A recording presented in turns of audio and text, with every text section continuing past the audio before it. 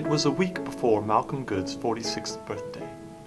This should have put him in either a good mood or a bad mood, but his disposition was the same as always. He was passionate about parking enforcement.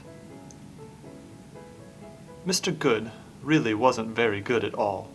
In fact, he was probably the most hated man in town. You see, Mr. Good goes around, putting boots on people's cars, and then charging obscene amounts of money to remove them. It's about time! Can't you see this is an undercover cop car? $76.50. Can't you tell what those lights mean? You can't boot cop cars. Nobody boots a cop car. Thank you for taking time out of your busy day to take off my boot. Always Mr. Good, always so great. $76.50. Well, howdy, it's about time you got here, boy. I've been waiting probably 45 minutes for you. Now, look at this gold bracelet here. You see something like that? You don't get something like that by being 45 minutes late. It costs you $1 million. $1 million? Look here, sir. My car has been booted, and I have to get these children to the airport.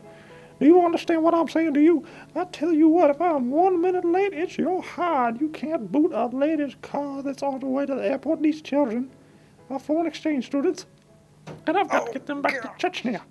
All right, Chechnya is a long way. Mr. Good returns to his humble abode from a long day of being berated by irate customers.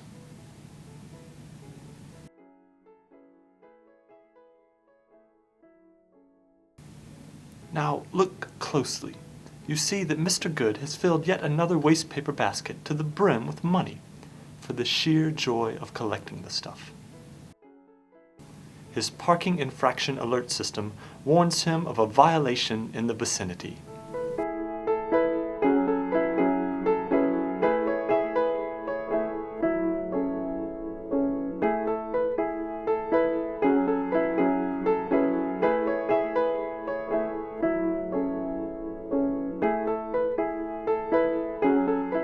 Cost you $76.50 to get this here boot off. $76.50 did you say? Say, lady, what gives? Most people are real TO'd about a booting. Well, it's always been my motto that you get out what you put in.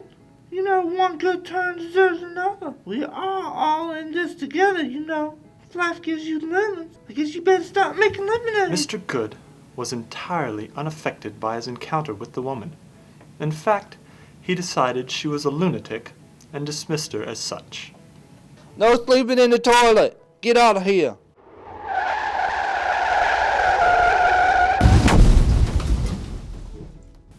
For a moment, Mr. Good considered leaving the dog because, well, it wasn't his dog. But then, just before he left, he remembered the words of the lunatic whose car he had booted just minutes before. After determining that the wiener dog had been paralyzed from the waist down, or the middle back, Mr. Good had stayed up all night creating a sort of wheelchair for the poor beast, and, in the process, he had removed himself from the booting business altogether. One day in particular, Mr. Good decided to take one of those waste paper baskets full of money and take his newly mended, two-wheeled companion on a vacation.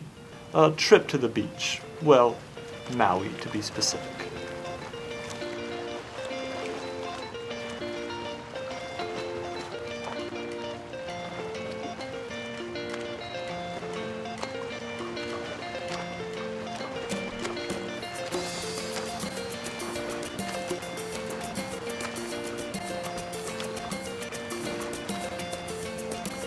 Your people